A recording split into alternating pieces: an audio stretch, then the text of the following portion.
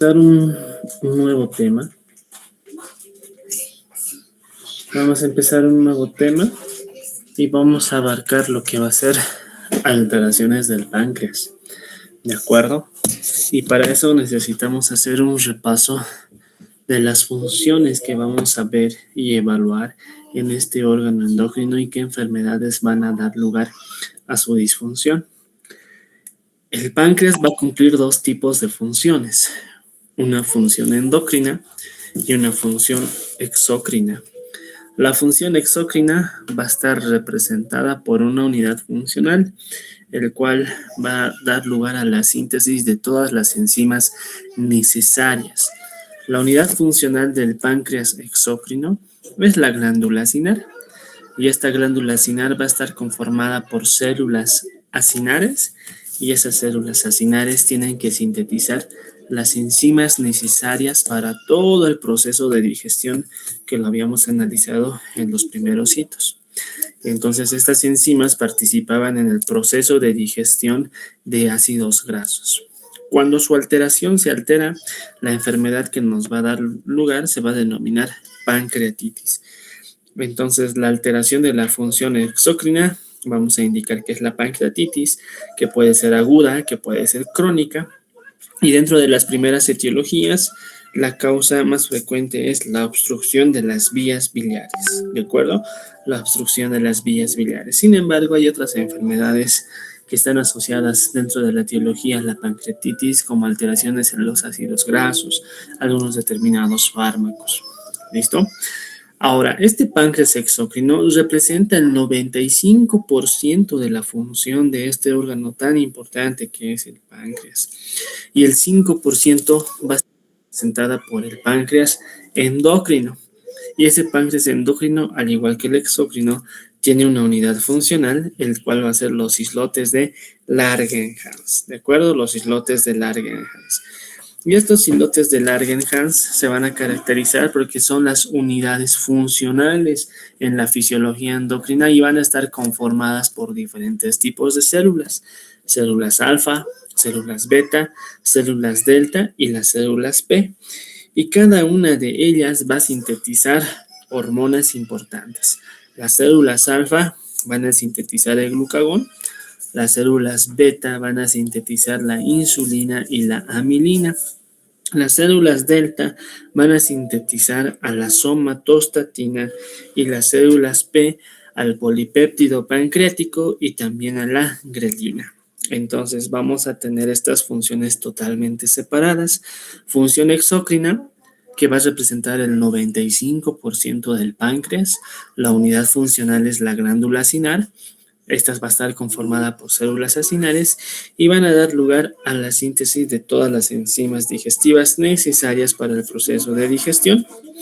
Luego tenemos al páncreas endocrino, que representa el 5% de todo el páncreas. Su unidad funcional va a ser los islotes de Langerhans, y estos islotes de Langerhans van a estar conformadas por otros tipos celulares, que van a ser células alfa-delta y las células P. Cada una va a sintetizar una hormona en particular. Sabemos que el glucagón, su función va a ser incrementar los niveles o las concentraciones séricas de glucosa cuando la glucosa disminuya en cuanto a su valor. ¿Cuánto es el valor normal de la glucemia?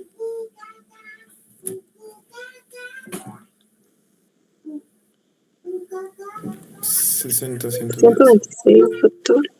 Menor a 126.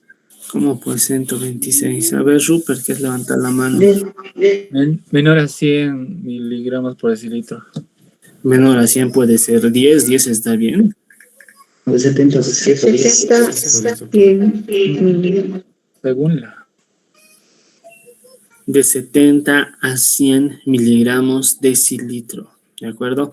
De 70 a 100 miligramos decilitro es el valor normal de la glucemia. ¿Según quién? Según la ADA, ¿de acuerdo? La ADA es la Sociedad Americana la Asociación de Diabetología Americana. Entonces, los valores normales va a ser de 70 a 100 miligramos decilitro, ¿de acuerdo?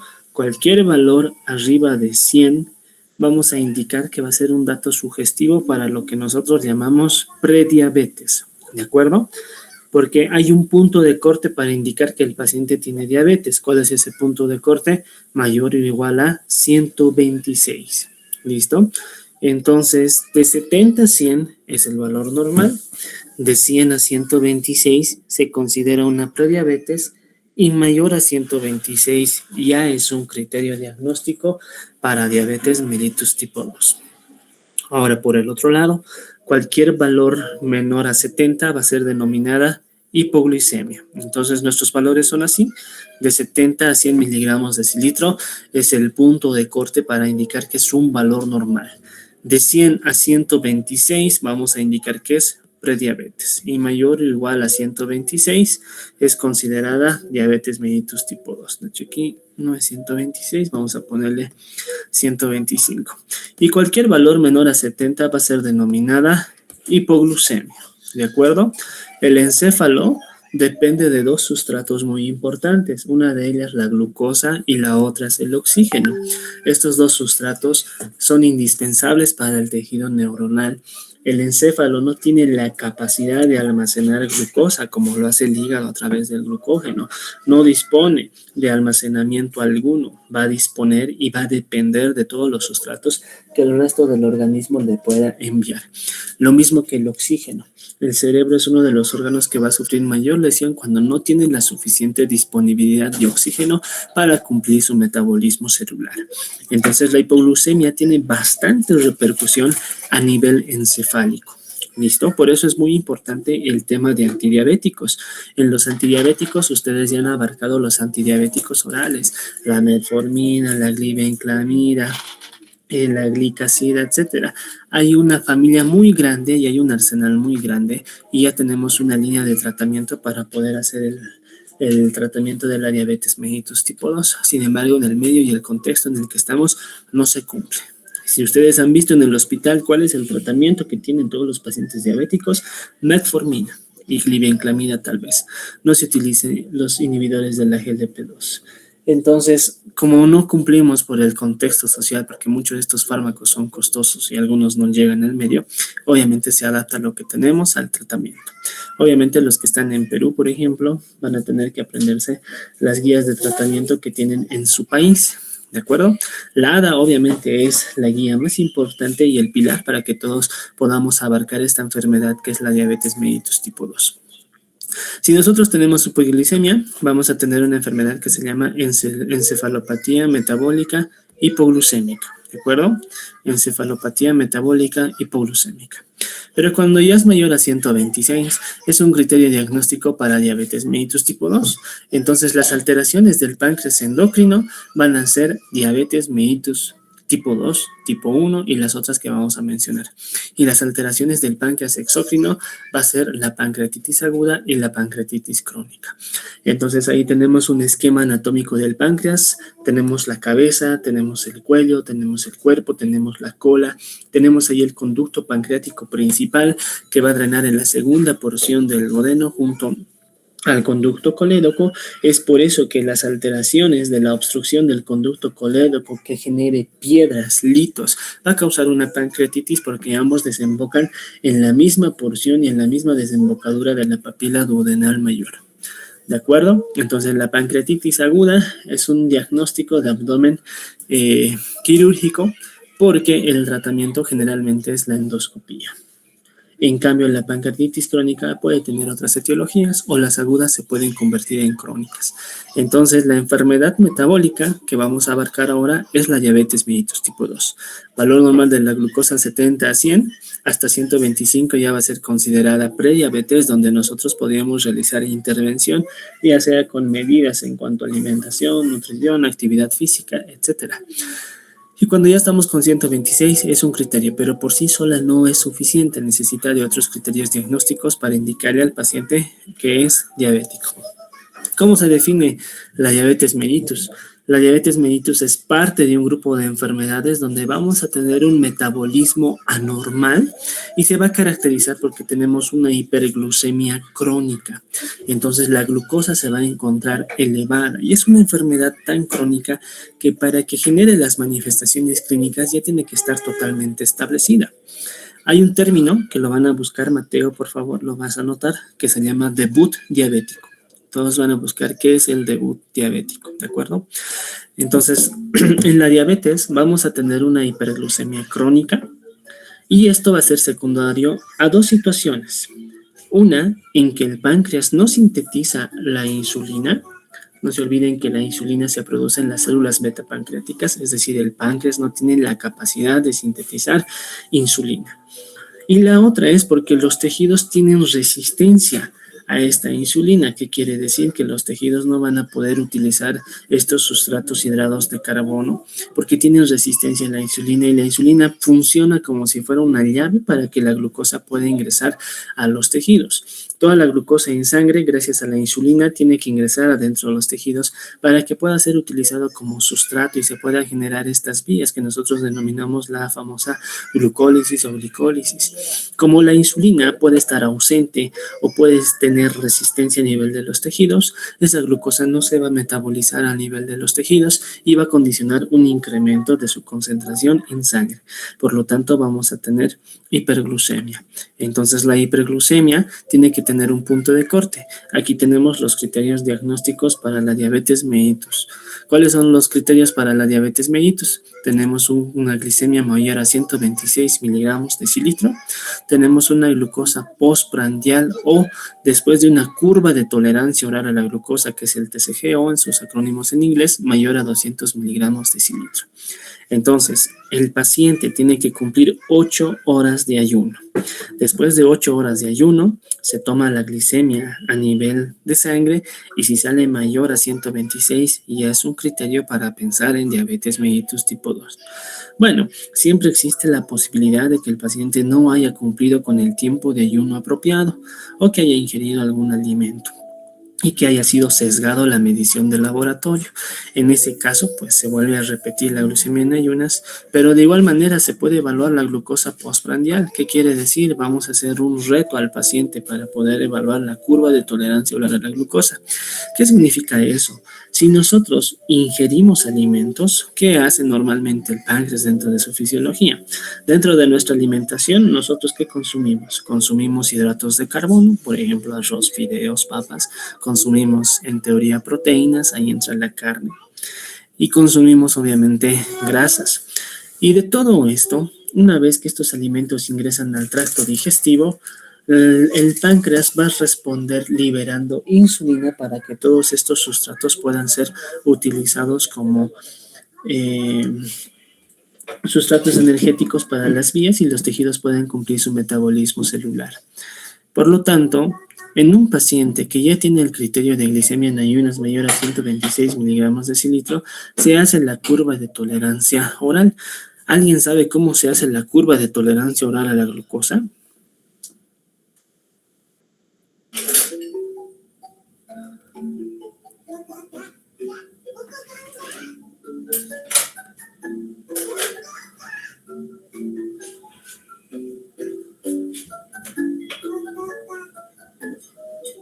Doctor,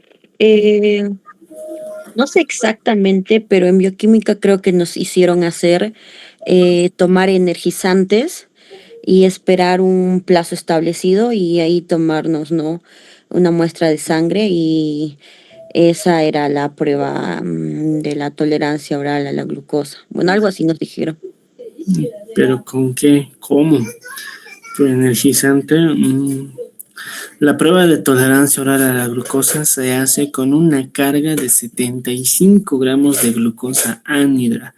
Se le administra al paciente 75 gramos de glucosa y se espera 2 horas. A las 2 horas tú le haces una medición de la glucemia. Y si esa glucemia es mayor a 200 miligramos decilitro, ya es un segundo criterio. Porque el páncreas debería liberar insulina y esa glucosa que se acaba de ingerir debería metabolizarse y no debería haber incremento tan marcado de la glucosa en sangre. Pero como estamos frente a la ausencia de secreción de insulina o a la resistencia de la insulina, existe la posibilidad de que la glucosa vaya incrementando después de la carga oral de glucosa anhidra de 75 gramos. El otro criterio es la hemoglobina glicosilada. Y esta hemoglobina glicosilada, que ya no se dice hemoglobina glicosilada, sino ya se dice hemoglobina glicada, esta hemoglobina glicada A1C tiene que ser mayor a 6.5% que nosotros podemos tener en un paciente. ¿De acuerdo?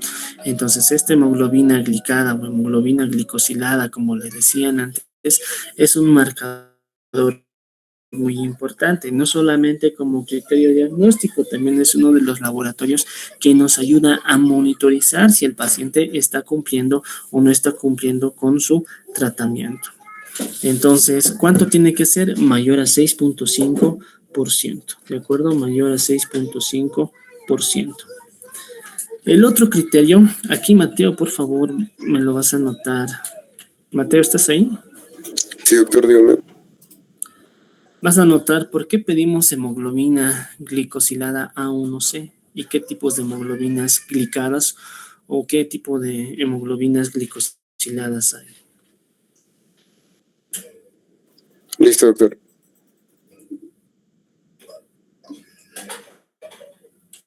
¿De acuerdo?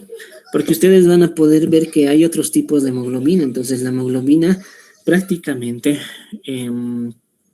si nos vamos al punto de vista bioquímico, los eritrocitos tienen que cumplir ciertas condiciones. Por ejemplo, la hemoglobina A1C va a ser confiable en un tiempo en que las células, en este caso los eritrocitos, van a cumplir su tiempo de vida media. Si yo les pregunto cuánto vive un eritrocito, todos nos acordamos 120 días.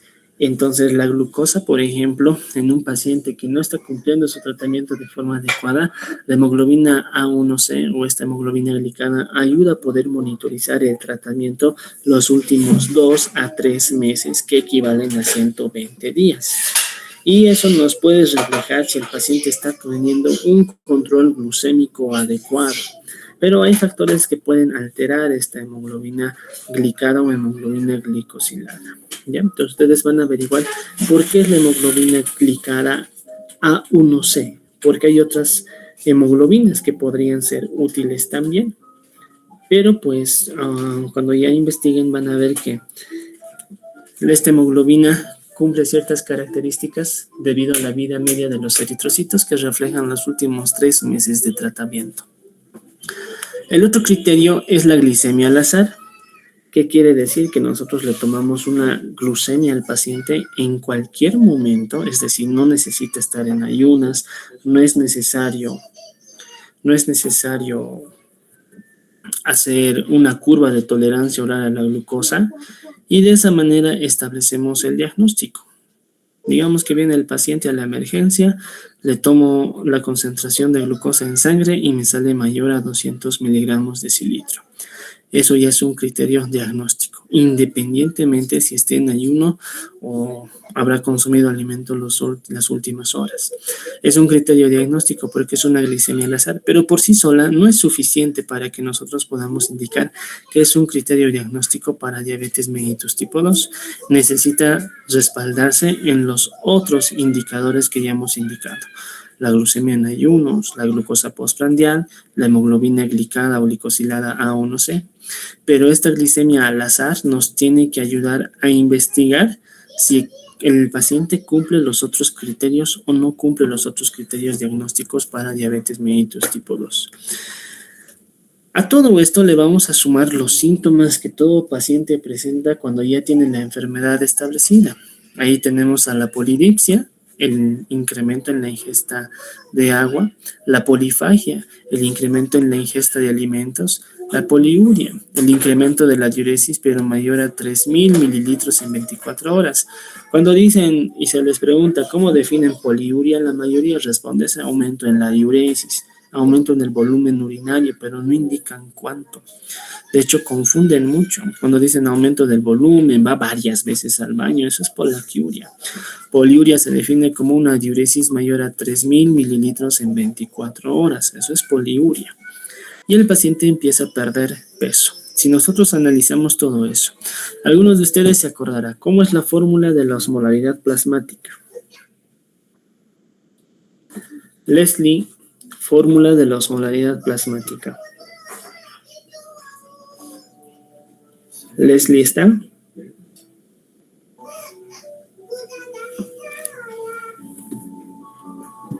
Sí, doctor. Fórmula de la osmolaridad plasmática.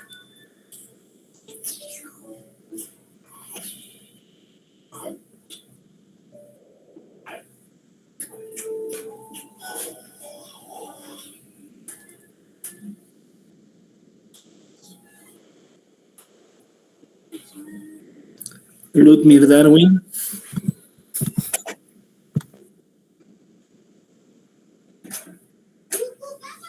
Sí, doctor. Fórmula de la osmolaridad plasmática.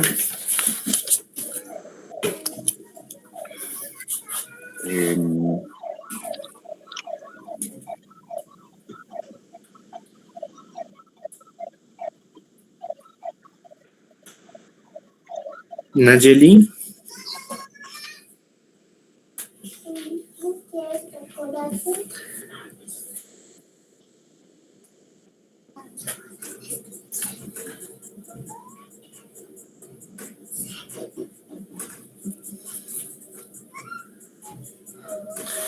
Álvaro Valentino.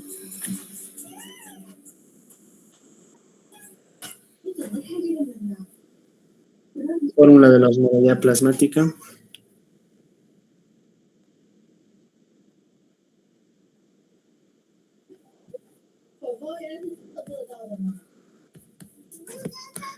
Más no sobre 2.8. ¿Sabes de dónde viene el 18 y el 2.8?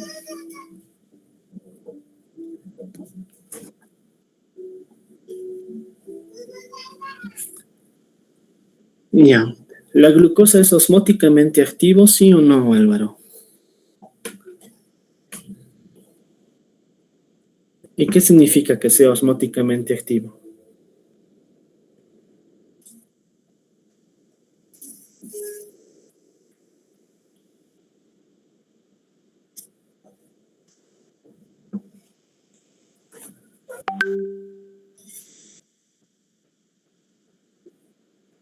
No, no significa eso. Joel Alessandro.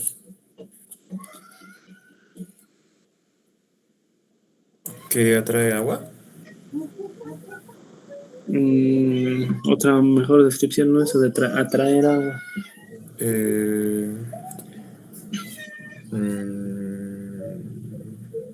Desplaza agua. Genera ósmosis. ¿Qué es la ósmosis? Es el desplazamiento del agua a través de una membrana semipermeable. Entonces la glucosa es osmóticamente activo. ¿Cuánto es el valor normal de la osmolaridad plasmática?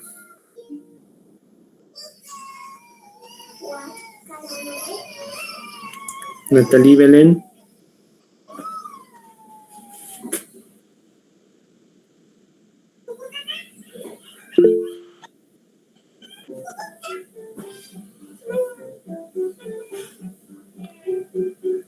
Joy Mitza. Doctor, el valor normal es de 275 a 295 milismoles por kilogramo. Ya, de 275 a 295 miliosmoles. Listo. Ahora, ¿qué significa hiperosmolar, isosmolar y posmolar? Joy Mitza. ¿Cómo, doctor? ¿Qué significa hiposmolar, isosmolar, hiperosmolar? Allá, hiperosmolar, no escucho, mayor a 295 miliosmoles por kilogramo. Hipoosmolar sería menor a 275 miliosmoles por kilogramo. Isosmolar. Isosmolar, igual, pero no sabría qué rango. ¿Cómo que rango? Si es iso es igual. Igual. De 275 a 295. Ya. Ahora, a ver, nos pondremos en contexto. Vamos a poner un ejemplo. Digamos que mi paciente tiene un sodio de 142, tiene una glucosa de 260 miligramos de cilitro y tiene un nitrógeno ureico sérico de 18. Las primeras dos personas con el resultado de la osmolaridad. Doctor, ¿puedo repetir la glucosa, por favor? Está anotado, 142, glucosa 260 y NUS de 18.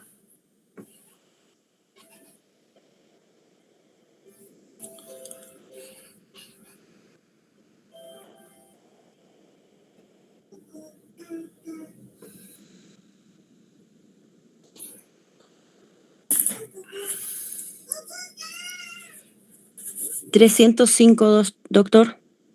298.4, doctor.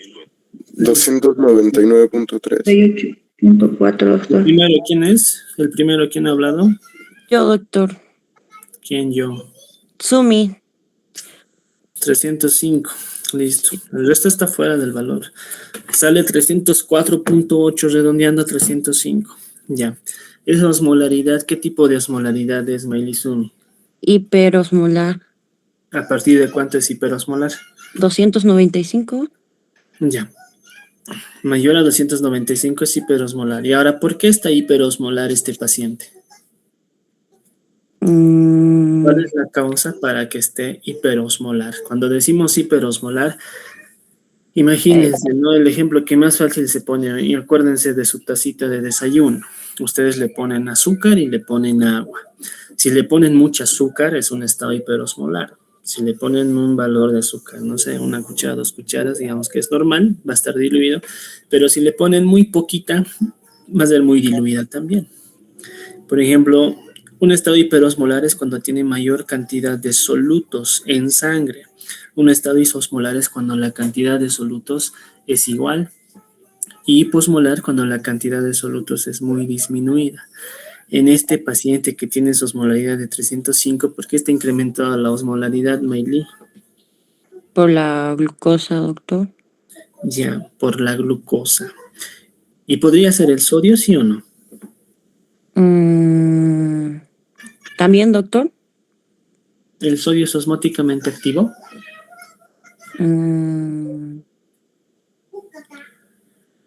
Eso no estoy segura.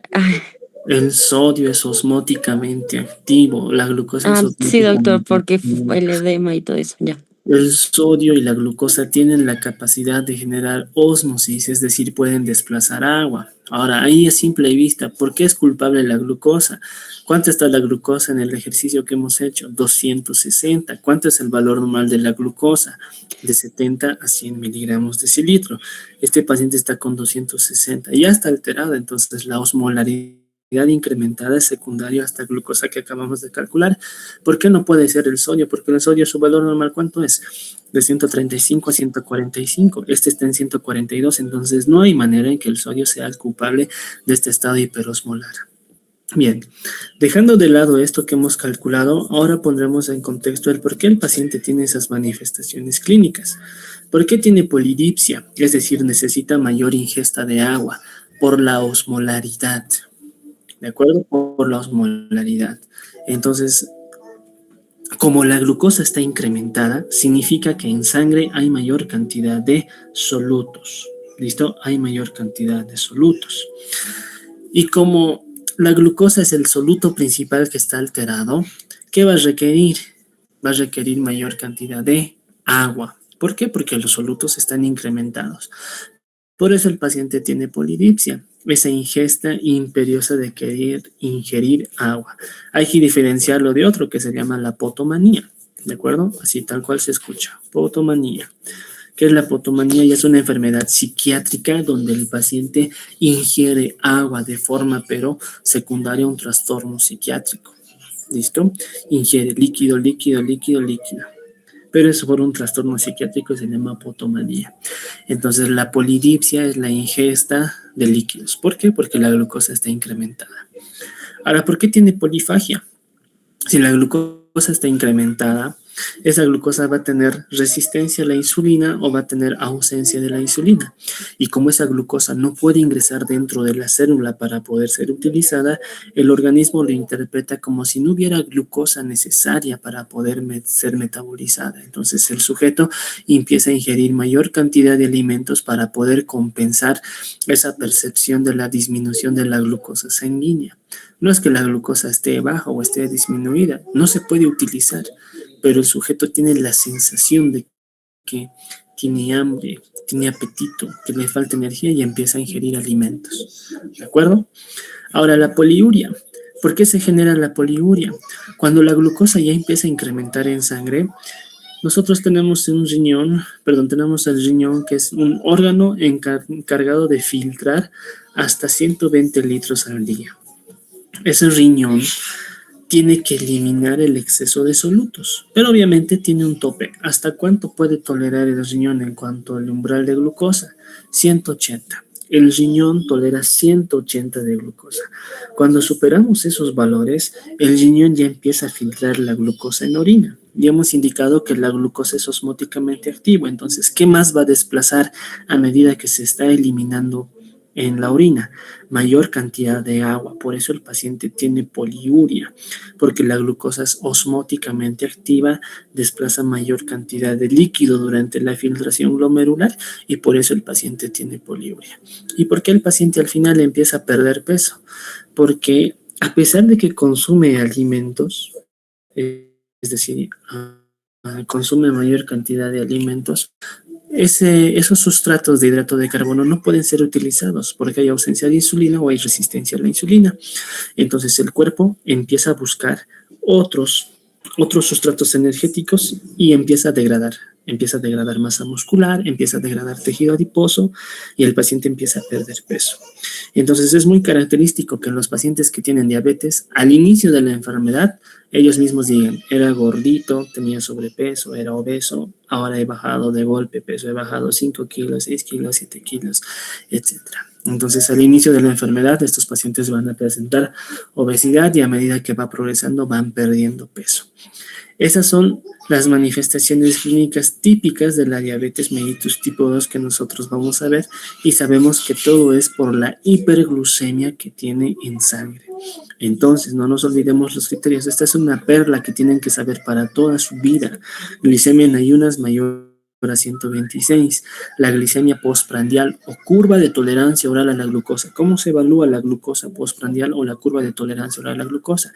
Le administramos al paciente 75 gramos de glucosa anhidra por vía oral y a las 2 horas le tomamos una nueva muestra de sangre y la glucosa me va a salir mayor a 200 si es que el paciente es diabético. Hemoglobina glicada A1C mayor a 6.5%. ¿De acuerdo? Mayor a 6.5%. Cualquier glicemia al azar mayor a 200 miligramos decilitro. Entonces, todos estos criterios laboratoriales van a ser acompañados de estos criterios clínicos: polidipsia, polifagia, poliuria. ¿Listo? Polidipsia, polifagia, poliuria y la pérdida de peso. Entonces, es muy importante poder analizar que secundario a la hiperglucemia se genera todas estas manifestaciones clínicas. Esta enfermedad es muy prevalente en nuestro medio. La diabetes es una causa para que el paciente tenga enfermedad renal crónica, una causa para que tengan retinopatía diabética, una causa para que tengan enfermedades arteriales, polineuropatía diabética, infartos de miocardio y AVCs lacunares, es decir, AVCs hemorrágicos a nivel encefálico. Hacen pequeños sangrados puntiformes en la tomografía porque va a comprometer pequeños vasos. Entonces, si mal no recuerdo, creo que hemos dado una tarea de complicaciones macro y microvasculares de la diabetes mellitus. ¿Sí, Mateo, o no hemos dado esa tarea? ¿Alguien me puede hacer? No, doctor.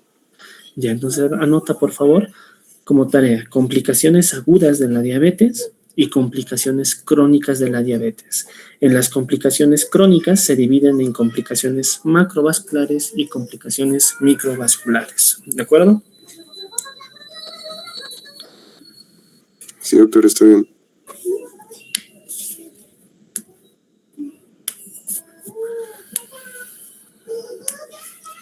Bien, esta enfermedad es totalmente prevalente. Esta enfermedad metabólica que se caracteriza por una hiperglucemia y es secundaria a la alteración en la secreción de la insulina o por resistencia a la insulina, se va a cronificar con el tiempo y va a afectar a diferentes órganos. Ahí tenemos el riñón, la retina, el corazón, el encéfalo, nervios periféricos, también plexos. Puede causar disautonomías. ¿Qué es disautonomías? Cuando el sistema nervioso simpático y parasimpático no funcionan de forma coordinada y uno prevalece, principalmente el parasimpático, y el paciente tiende a hacer bradicardias, hipotensiones, etc. Entonces, esta enfermedad ya se puede identificar en aquellos sujetos de riesgo mayores a 29 años. Basta que tenga 29 años, factores de riesgo como obesidad, historia familiar, y tiene alto riesgo de tener esta enfermedad. Entonces, no hay que analizar muy lejos, hay que analizar el núcleo familiar. De repente, muchos de ustedes tienen algún familiar diabético, ya sea tío, tía, primo, prima, abuelito, abuelita, papá o mamá. Debe haber alguien. Entonces, hay la idea de que la diabetes tipo 1, que es autoinmunitaria, tiene más historia familiar que la diabetes tipo 2, ¿no? Es al revés. La tipo 2 es la que tiene más historia familiar. Pese a que la otra es autoinmunitaria, la tipo 2 es la que más carga genética va a tener para poder transmitir esta enfermedad. Ahora, al ser prevalente, va aumentando todos los años. Vean, a partir incluso de los 20 hasta los 79 años, hay muchos casos con pacientes de diabetes tipo 2. Entonces, el número de personas se ha cuadriplicado. ¿De acuerdo? Se ha ido cuadriplicando, es la 9ª causa de muerte y obviamente tiene bastantes complicaciones. Entonces, vean, el 90 a 95% de los casos son pacientes con diabetes mellitus tipo 2 y solamente el 10% con diabetes tipo 1. Entonces, significa que de cada 10 pacientes, 9 van a ser pacientes diabéticos tipo 2 y apenas 1 con diabetes mellitus tipo 1. Entonces, a partir de ahí empezamos a indicar. La diabetes tipo 1 se va a caracterizar porque es una enfermedad autoinmunitaria. Hay una destrucción autoinmune de las células beta pancreáticas que son las responsables de sintetizar a la insulina. ¿De acuerdo? Son las responsables de sintetizar a la insulina. Como estas células beta van a ser destruidas por una situación autoinmune, hay la ausencia total de insulina. Prácticamente no hay insulina que vaya a metabolizar esos hidratos de carbono. ¿Y eso qué va a generar? Una hiperglucemia. Por eso a la diabetes mellitus tipo 1, ¿cómo le llamaban antes? Insulino dependientes, porque el único tratamiento para este cuadro, ¿qué es? Insulina, porque las células beta jamás van a poder sintetizar esta hormona tan importante para metabolizar el hidrato de carbono. Entonces, la insulina ahí juega un papel fundamental. ¿Alguien se acuerda de la clasificación de las insulinas? Ya han llevado fármaco.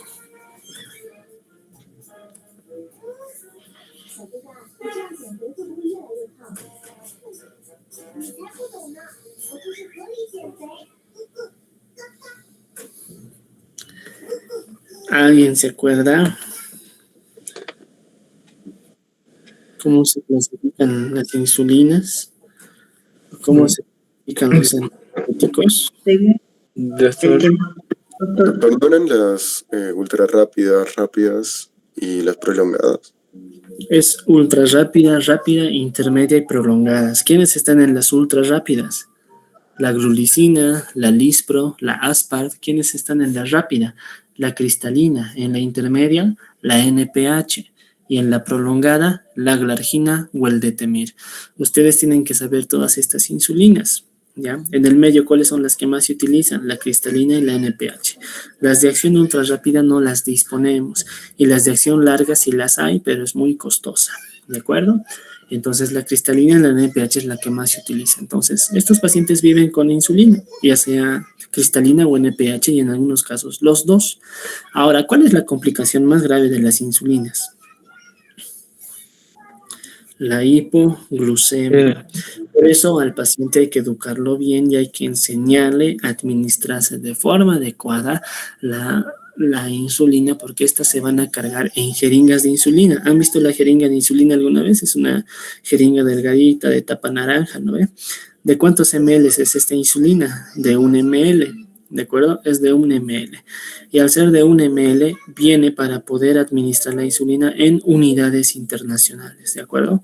Desde 0.2, 0.4, 0.6, 0.8, 0.10, 20, 30, hasta llegar al 100.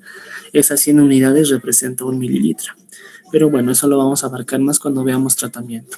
Entonces, en la diabetes tipo 1 se llamaba insulino dependiente porque el tratamiento es reemplazar la ausencia de esta insulina, que puede ser con cristalina, que puede ser con NPH y en algunos casos los dos, dependiendo qué tan grave sea. En algunos casos es bien difícil controlar con uno solo y requieren de dos, ¿de acuerdo? Y necesitan un esquema bien complejo. Pero si el paciente no cumple con el tratamiento, hacen inmediatamente hiperglucemia y complicaciones de la diabetes. O si se administran de más, de igual manera pueden complicarse con hipoglucemia. En cambio, la diabetes mellitus tipo 2, aquí las células beta sí sintetizan la insulina. ¿Cuál es el problema? La resistencia. Hacen resistencia a la insulina.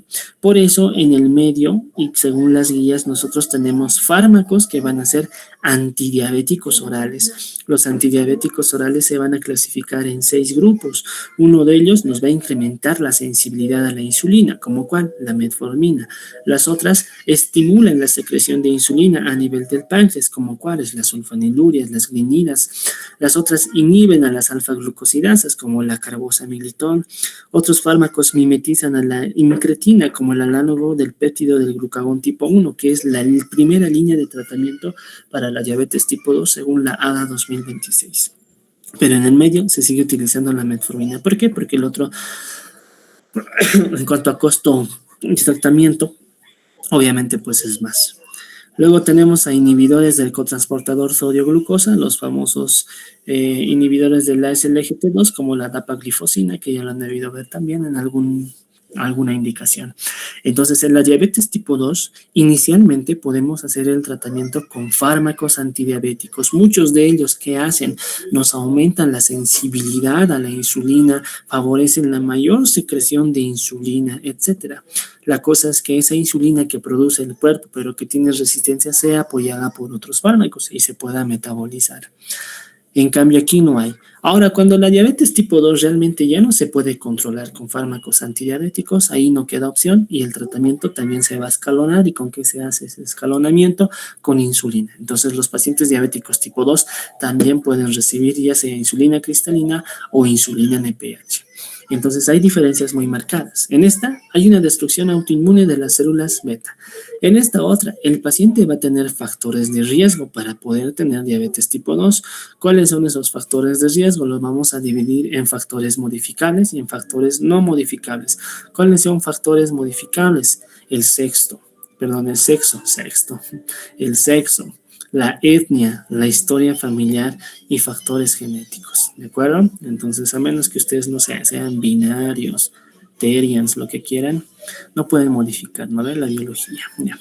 El sexo no se puede modificar, aquí es independiente, masculino y femenino es por igual. Etnia, historia familiar, esto es muy importante.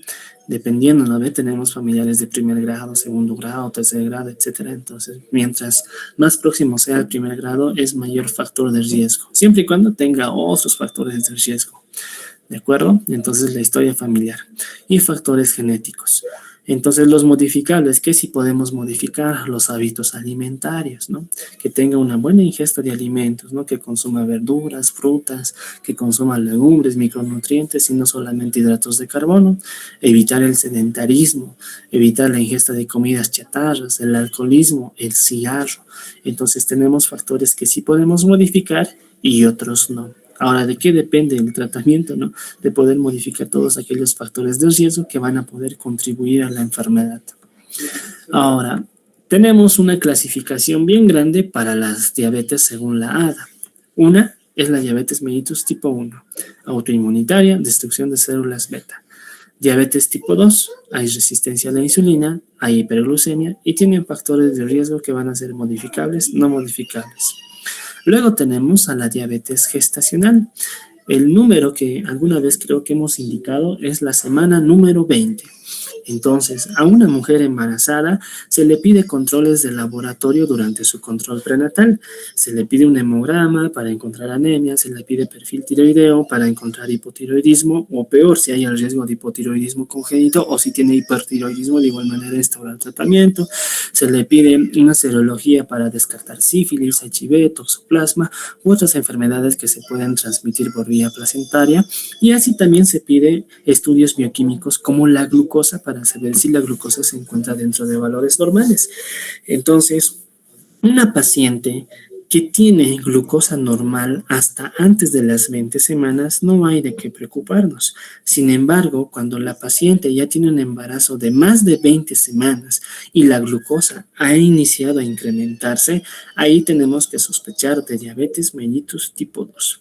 A ver, les pondré el contexto. Digamos que es una paciente de 30 años. Es una paciente de 30 años, es una paciente obesa, tiene muchos factores de riesgo. En su familia hay familiares con diabetes mellitus tipo 2. La paciente tiene alta ingesta de comidas en carbohidratos, grasas, tiene muchos factores de riesgo, es sedentaria, es obesa, etcétera. Se embaraza. Y pues durante el embarazo, después de las 20 semanas, ha presentado una glucemia de 250 miligramos decilitro.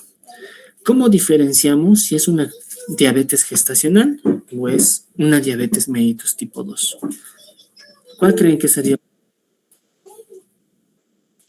Hay quien levanta su mano. A ver, Yuimitza. Doctor, si no mal recuerdo, es cuando la paciente ya da luz, entonces automáticamente ya no tendría una glucosa elevada, ¿no?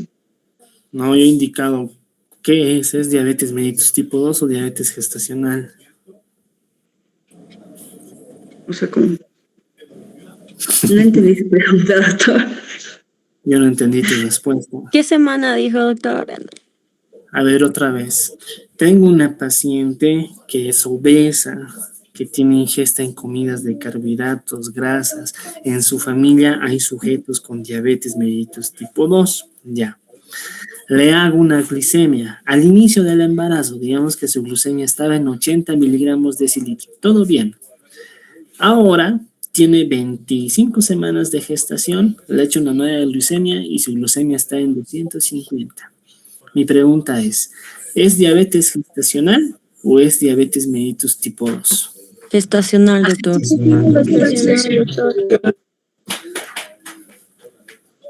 A ver, Lucero Huaquipaco,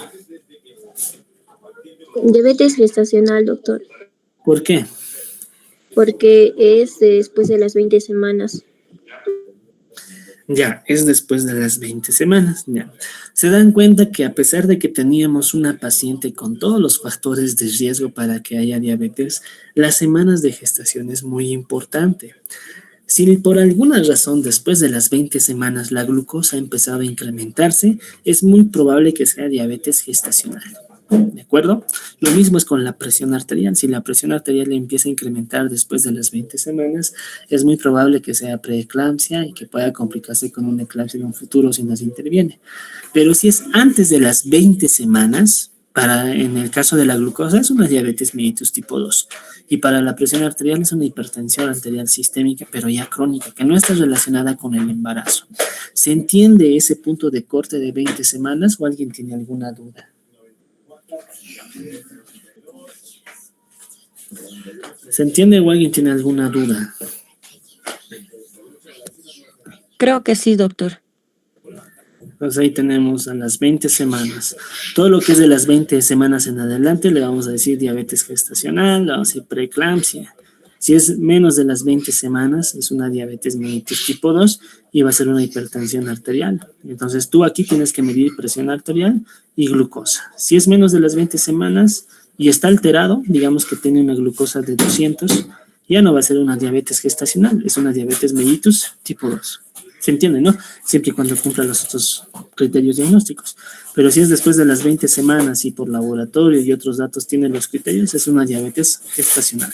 ¿Se entiende? Entonces ese punto de corte de 20 es lo que ustedes tienen que comprender. Bueno, el otro tipo de diabetes es la diabetes por causas específicas. ¿A qué se refiere eso? Tenemos una diabetes que se llaman las famosas MODY. ¿Listo? Las diabetes famosas MODY. Estas diabetes famosas MODY se van a caracterizar porque son defectos genéticos, ¿de acuerdo? Son defectos genéticos. Entonces, ¿qué significa MODY? Prácticamente es un acrónimo en inglés donde tratamos de indicar que es una forma de diabetes en personas jóvenes que se caracteriza porque es de causa hereditaria y existe la mutación de un gen en específico. ¿De acuerdo? Entonces, hay un gen que está disfuncionando y causa diabetes en personas jóvenes. ¿De acuerdo? Listo. Ahora, ¿qué otras causas más podrían estar relacionadas para que un paciente haga diabetes?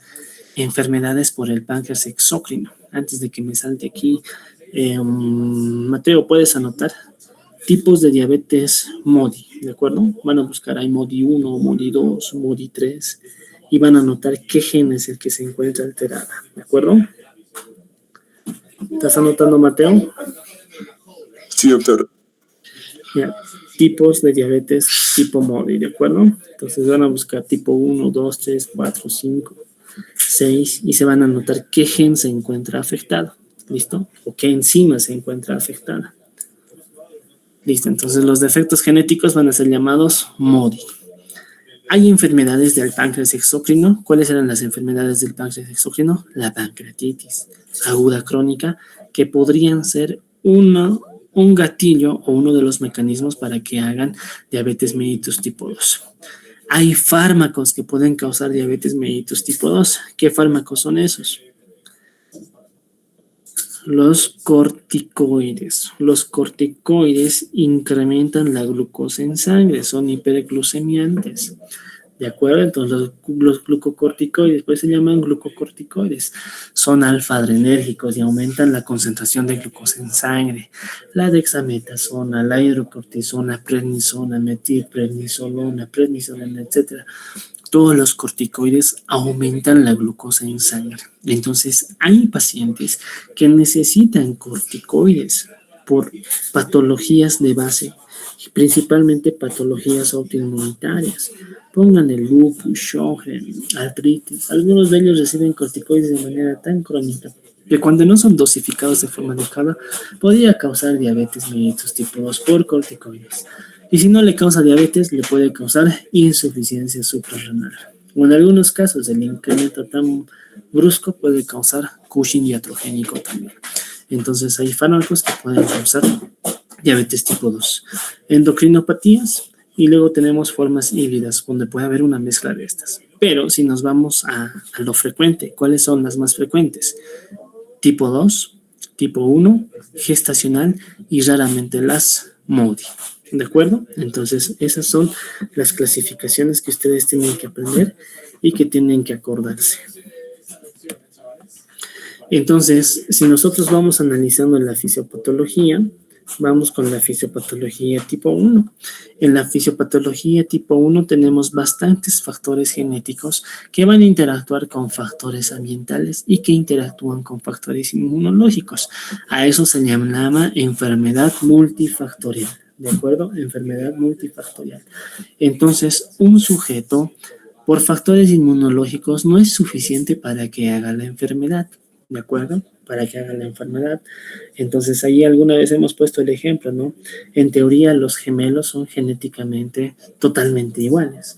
Pero, ¿qué tal si yo separo a dos gemelos? Uno lo mando con una buena familia que tiene recursos económicos, puede estudiar, tiene acceso absolutamente a todo, servicios de salud, educación, lo que quiera, ¿no? Una vida de lujo.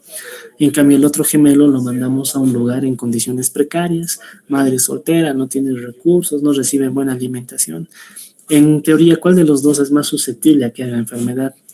El que vive, ¿no? En condiciones precarias porque tiene mayores factores de riesgo. Ahora, como son genéticamente iguales, uno de los dos puede desarrollar alguna enfermedad por la parte inmunológica. Pero ¿eso de qué depende? De los factores ambientales con los cuales va a interactuar. ¿Se entiende, no? Entonces, es como les dije alguna vez para la época, hay personas que van a fumar y de repente nunca van a hacer enfermedad pulmonar obstructiva crónica o cáncer en toda su vida. Y hay otros que fuman por un determinado número de años y ya tienen lesiones para pensar en sea pulmonar o datos para pensar en enfermedad pulmonar obstructiva crónica. Cada sujeto es tan diferente y depende mucho de la interacción con los factores ambientales para que hagan o no hagan la enfermedad. Pero aquí en la diabetes tipo 1, sí, el factor inmunológico y el factor genético juegan un papel muy importante. Entonces, ¿alguien se acuerda qué es el HLA? El antígeno leucocítico humano, ¿no ve? El HLA, el famoso complejo de histocompatibilidad, ¿no ve? El complejo mayor de histocompatibilidad. Este HLA juega un papel muy importante y es el principal factor de riesgo para que los sujetos hagan diabetes mellitus tipo 1. Entonces aquí tenemos genes que van a estar asociados, que no necesitan aprendérselos, listos, los acrónimos ni nada, pero son genes que van a estar asociados para el desarrollo de diabetes mellitus tipo 1. Entonces, esta enfermedad se caracterizaba porque hay la destrucción autoinmunitaria de las células beta a nivel del páncreas y tenemos etapas para que esta enfermedad pueda progresar. Entonces, tenemos una etapa 0, una etapa 1, una etapa 2 y una etapa 3.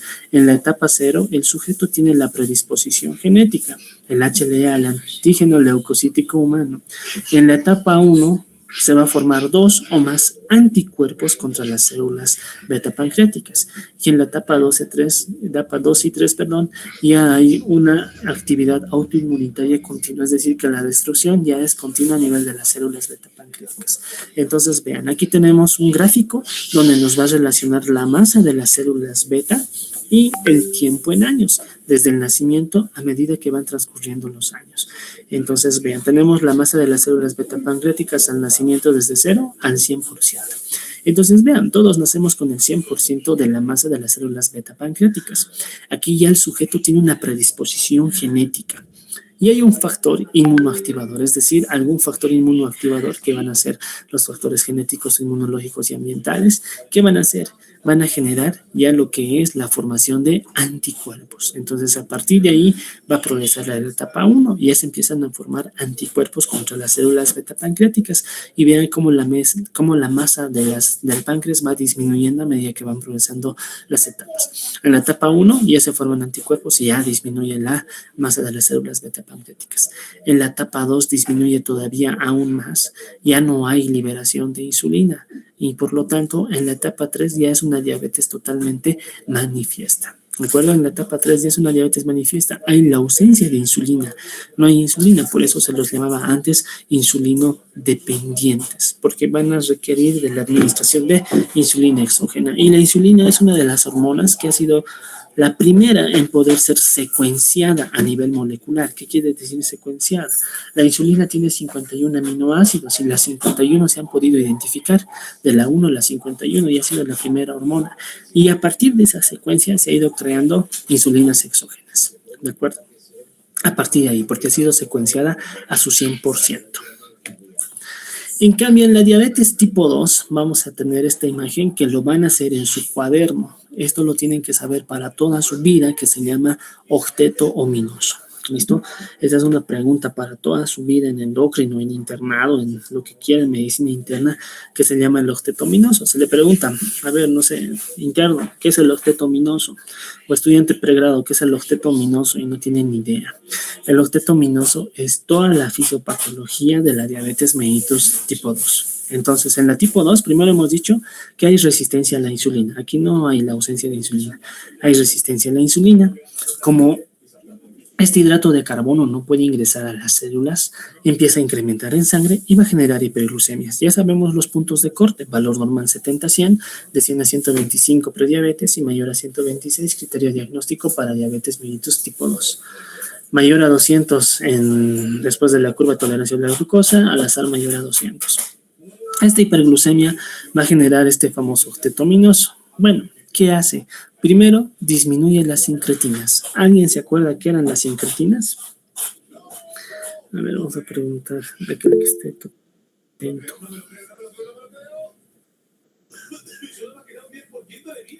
A ver, Junior Franklin.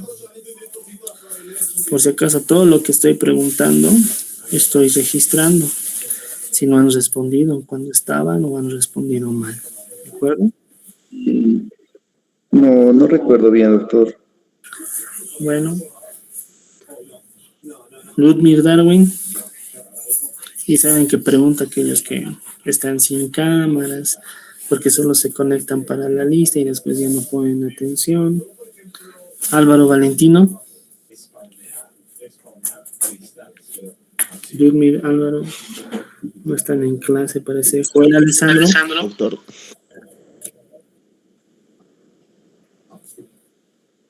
Joel, ¿está o no está? Sí, doctor. Si no me equivoco, es una hormona intestinal en creatina. ¿Cuál, espera?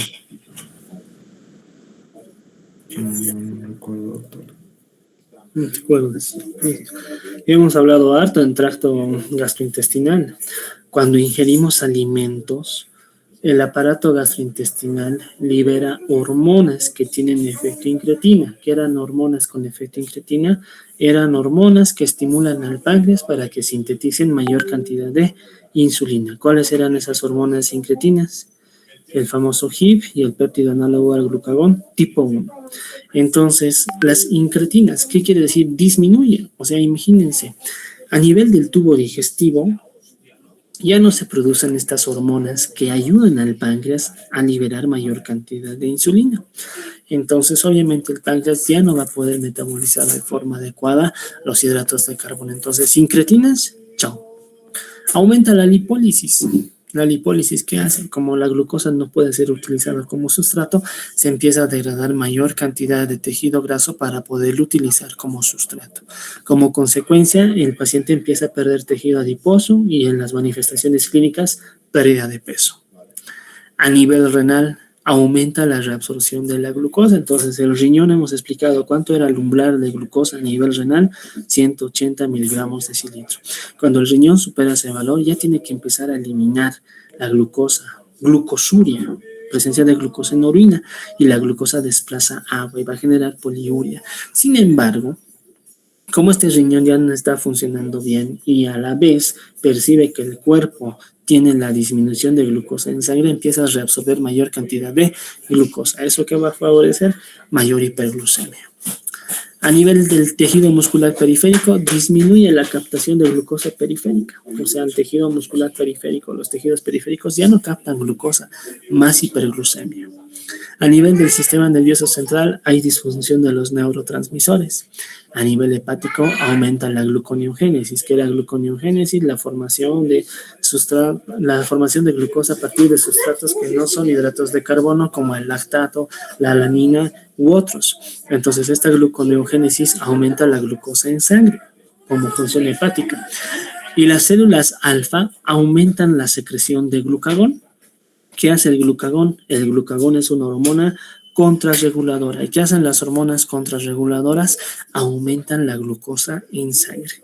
Y lo otro, el páncreas disminuye su producción de insulina a nivel de las células beta. Entonces, vean, el octeto ominoso, 1, 2, 3, 4, 5, 6, 7, 8,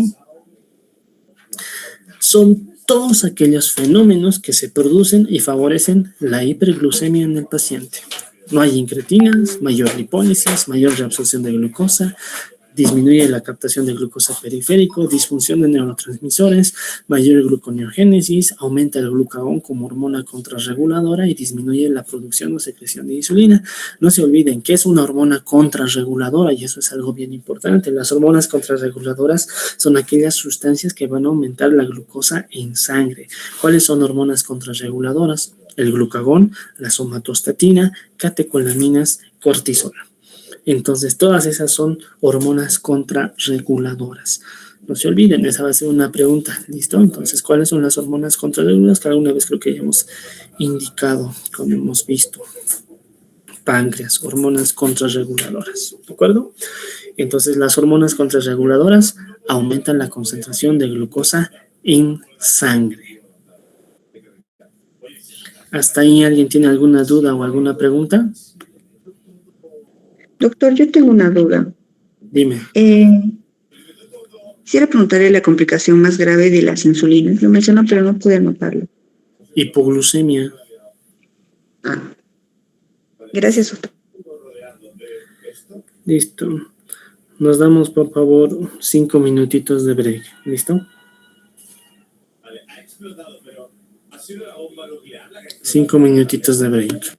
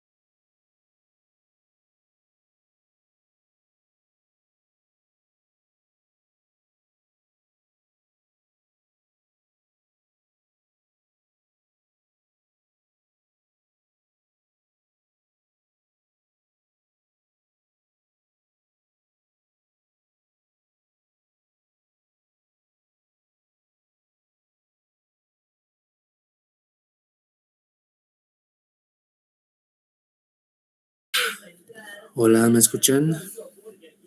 Sí, doctor, se le escucha. Ya volvieron.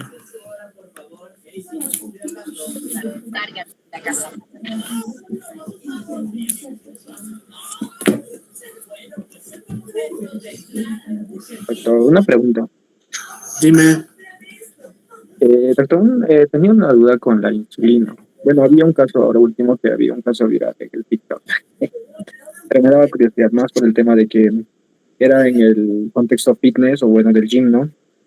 Donde decía de que había un fisicoculturista que se inyectaba insulina sintética, la cual le causó hipoglucemia, bueno, un shock hipoglucémico según mencionan, y así mismo dijo que, pero eso influyó a que desarrolle cardiomiopatía hipertrófica. Bueno, tenía entendido eso. Eh, No, La insulina no está relacionada con cardiopatía hipertrófica, más al contrario. Ese tipo de sujetos que hacen fitness, actividad de gym, que intentan incrementar de masa muscular, etcétera, lo que consumen son anabólicos, ¿no? Anabólicos, hormonas. Entonces, esos anabólicos sí son los que favorecen el riesgo de cardiopatía hipertrófica o miocardiopatía, y eso sí puede causar disfunción cardíaca a largo plazo.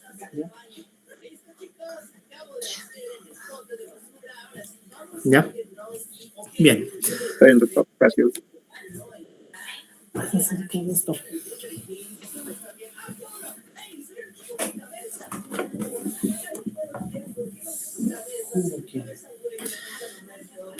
Ya. Ahora aquí vamos a tener un cuadro bien importante para poder ver todas las diferencias de la diabetes mellitus tipo 1 y de la diabetes mellitus tipo 2. ¿De acuerdo? Entonces, de esta manera, las manifestaciones pueden ser muy variables. No es lo mismo encontrar en la fase aguda de la enfermedad que ya en las complicaciones crónicas, por ejemplo. Hay algunos pacientes que cuando ya tienen, no sé, síndrome nefrótico, nefropatía diabética y enfermedad renal crónica, recién se los diagnostica de diabetes mellitus tipo 2. En cambio, otros, ni bien ya tienen manifestaciones clínicas, acuden y se hacen diagnosticar y pues evita esas complicaciones siempre y cuando el paciente tenga un buen apego al tratamiento. Entonces, dependiendo en qué etapa y demás, pero aunque no crean, para que la diabetes mellitus tipo 2 comprometa la función renal, mínimo tiene que pasar 20 años. A la diabetes le toma entre 20 a 25 años poder causar disfunción a nivel renal. ¿Cómo lo hace? Mediante un síndrome nefrótico que se llama nefropatía diabética. ¿De acuerdo? Entonces, una de las causas frecuentes para el síndrome nefrótico, cuando ya estamos pensando en enfermedades metabólicas, es la nefropatía diabética. ¿De acuerdo? Entonces, bueno, las manifestaciones son variables, depende del tipo de diabetes, depende si estamos a inicio de la enfermedad o en etapas más avanzadas con complicaciones crónicas. Van a tener los síntomas típicos, ¿no ven? La polidipsia, la polifagia, la poliuria y la pérdida de peso. A todo esto le vamos a asociar primero que el paciente va a tener deshidratación, ¿no? Ahí lo diagnosticamos clínicamente, piel y mucosas secas, lengua saburral, mucosas muy alteradas. Por ejemplo, ustedes solamente ven cavidad, ¿no? La mucosa puede ser en diferentes lugares. Resistencia a la insulina. Ahí tenemos un paciente con diabetes tipo 2, diuresis osmótica, la glucosuria, se le hace un examen general de orina, le ponen tira reactiva y en la tira reactiva que va a salir, pues glucosa positiva, te va a salir una cruz, dos cruces, tres cruces. La cosa es que hay glucosuria, presencia de glucosa en orina. Vamos a tener mayor degradación de tejido adiposo, es decir, mayor lipólisis, mayor proteólisis, y vamos a tener estas complicaciones crónicas que se llaman complicaciones microvasculares y complicaciones macrovasculares, ¿de acuerdo? Que creo que está en la siguiente. Vamos a tener complicaciones crónicas microvasculares, macrovasculares. Listo. Entonces, dependiendo en qué etapa, vamos a encontrar las manifestaciones clínicas. La característica clínica del las famosas 4Ps, que son los síntomas típicos. Luego tenemos otras manifestaciones clínicas. Permítanme un minuto, por favor.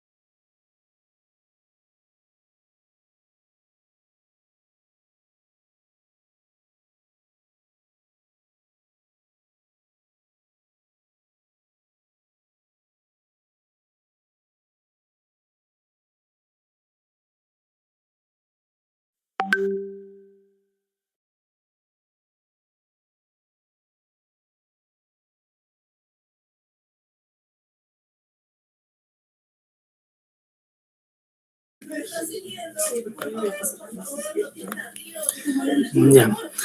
Las diferencias bien marcadas de la diabetes tipo 1 y de la diabetes tipo 2, vamos a ver bien. En cuanto a la etiología o a la etiopatogenia, vamos a tener en la tipo 1 hay la destrucción autoinmunitaria de las células beta pancreáticas, como hemos indicado.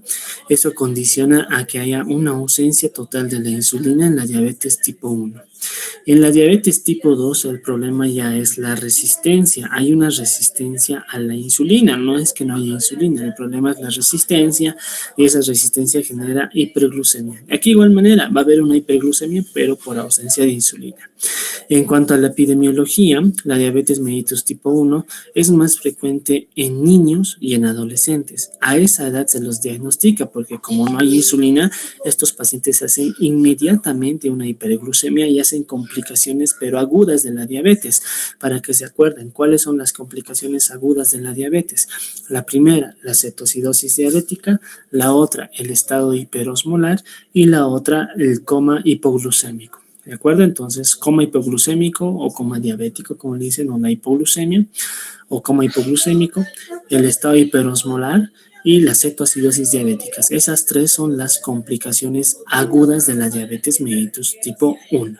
Perdón, tipo 1 y tipo 2. ¿Listo? Tipo 1 y tipo 2. ¿De acuerdo? Ahora, entonces, como tienen hiperglucemia, rápidamente hacen las complicaciones porque no se los logra diagnosticar, pero debido a la instauración de un tratamiento oportuno, se los logra revertir. Entonces, estos con mucha frecuencia hacen cetoacidosis diabética, ¿de acuerdo? Cetoacidosis diabética. En cambio, la diabetes tipo 2, ¿ya? En cuanto a la epidemiología, afecta mucho más a adultos. Estos tienen una historia familiar muy marcada, que quiere decir que dentro de su contexto siempre hay historia en la familia, en familiares primero, segundo, tercer, cuarto grado, de que han tenido diabetes, ¿de acuerdo? El abuelo, etcétera. Y está asociado con factores de riesgo como la obesidad. En cambio, la historia familiar en la diabetes tipo 1 es débil. Por más que tenga predisposición genética, es débil. Manifestaciones clínicas ambas van a tener las 4 P's, polidipsia, polifagia, poliuria, pérdida de peso. Y pues en la diabetes tipo 2, aquí vamos a tener cosas características porque es progresivo, va a tener acantosis nigricans y los factores de riesgo más asociados a la diabetes es la hipertensión arterial o las dislipidemias. Si ustedes se acuerdan, cuando un paciente tiene hipertensión, tiene dislipidemia y aparte tiene diabetes, ¿cómo se llama eso? Síndrome metabólico, ¿no? Síndrome metabólico.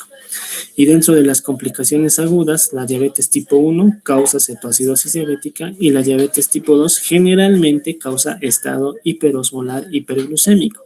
Sin embargo, la diabetes tipo 2 también puede generar cetoacidosis diabética.